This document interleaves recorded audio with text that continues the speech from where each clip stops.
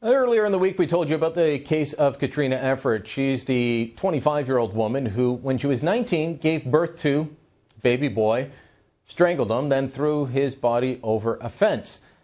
She was given no jail time. Judge said, well, we accept abortion in Canada, so this isn't so far off. Sorry, I get choked up every time I talk about this story. There hasn't been a lot of talk about it in Canada, but it has hit the airwaves in the States. Here's what they were saying on Bill O'Reilly, the O'Reilly Factor, last night on Fox News. But I have to get to this Alberta, Canada woman. Now, she gives birth.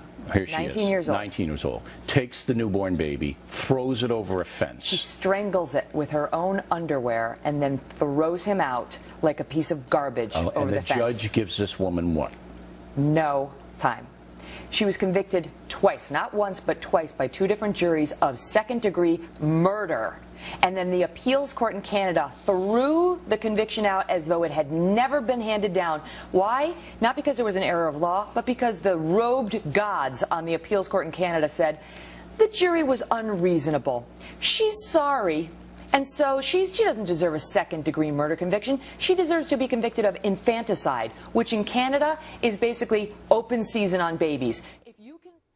That was Megan Kelly speaking with Bill O'Reilly. Megan Kelly, not only a broadcaster, but a lawyer as well. She often hosts court segments on Fox News. Well, joining me here in studio to talk about this case and where the outrage is, Andrea Mrozek. She's with the Institute for Marriage and Family here in Canada and blogs at ProWomenProLife.org. Andrea, thanks for coming in.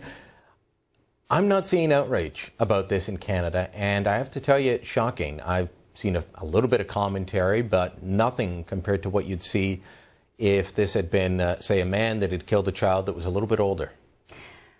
I'm not sure Canadians are aware of this case as of yet. I think if they were, and I think if they listened to the judge's reasoning, it would be a strong wake-up call for Canadians. Many of us have been saying for quite some time that the abortion-friendly culture that we live in is having an effect, that it is causing us to think differently about even babies or about people and humanity in general. So there's some of us who have been saying this for quite some time. For a judge to come out in her reasoning, I don't think this case is unique. I think we've seen this in Canada before. I don't think that Canadians would necessarily be shocked by a sentence term that is not what we would expect. Yeah, we generally have pretty lax sentences. That happens a lot. Our judges are not tough.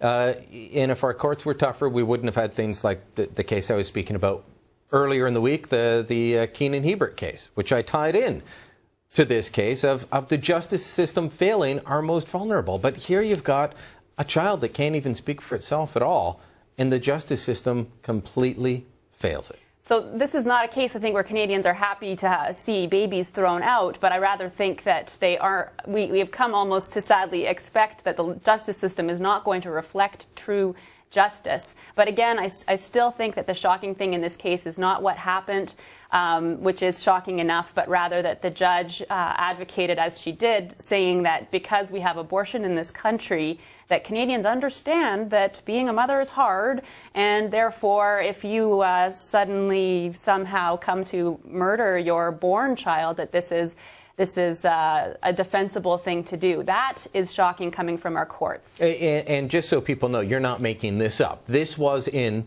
the judge's ruling. I mean, it's almost as if she was saying, well, a really late-term abortion is just fine.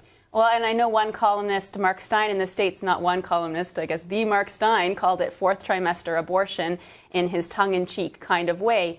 I might add that I find it shocking, but if you look at the logical conclusion of pro-choice rhetoric in this country today, that a woman can have an abortion at any time for any reason, then there are those, Peter Singer in the States, for example, a philosopher who suggests that women should be able to choose after the child is born as well. So there is a form of logic behind it. How do we move away from this? We could change the laws, but do we need to convince people first?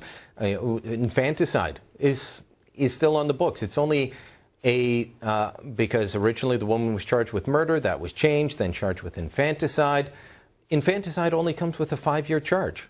5-year maximum sentence, sorry. Yeah, the infanticide charge, I don't think that it's anachronistic. It doesn't need to exist in our culture anymore. It came about in the 40s, and this was because juries found it hard to convict women at the time. They had reasons suggesting that women were mentally unstable after they gave birth, things that we generally don't believe to be true these days, and neither is there capital punishment for murder charges at this point anymore, which was another reason. Nobody's going to be hung for killing anybody. At this point in Canada, no. And so the justifications for the infanticide charge no longer exist. So it would be a good thing to get rid of that. And it would be a good thing also to have discussions around partial birth abortions or the third trimester abortions, late-term abortions, in conjunction with this discussion to ensure that people understand there's a continuity here, that a person's a person, no matter how small.